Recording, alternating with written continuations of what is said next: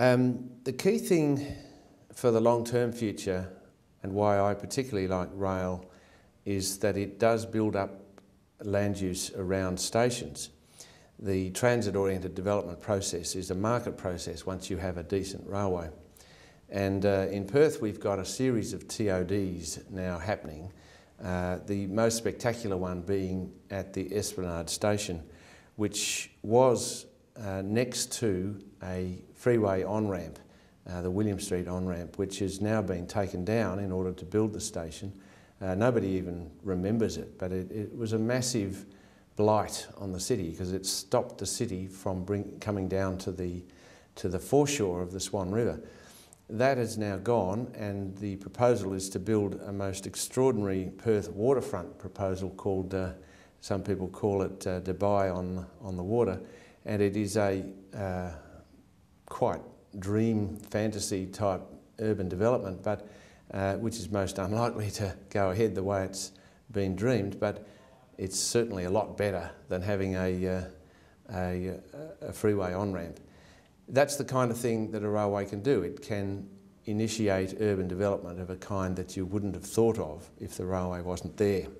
So along Perth Railway we've got a number of TODs now. The Subiaco and East Perth ones are probably the most famous. They look pretty good, they work well, people are living there and working there, and they have succeeded.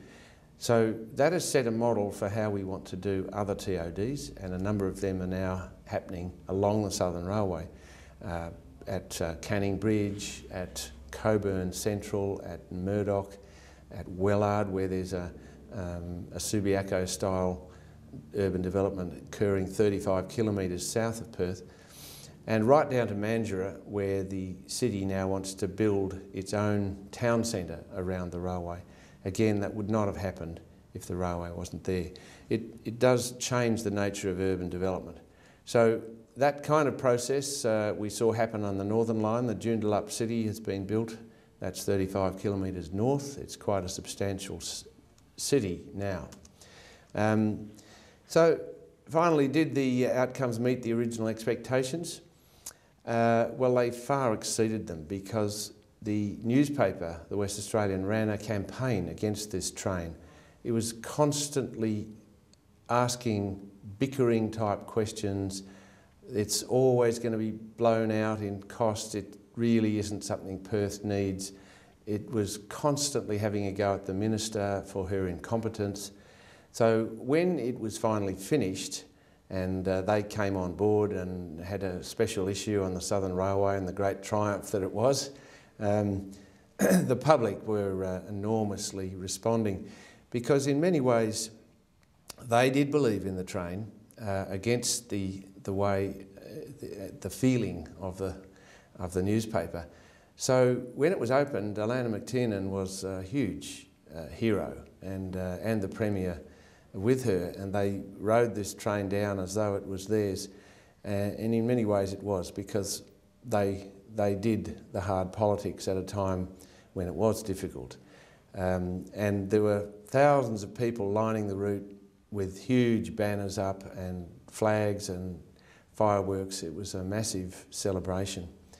The train is continuing to operate in a way that is very clearly popular. You really can't get any more people on it.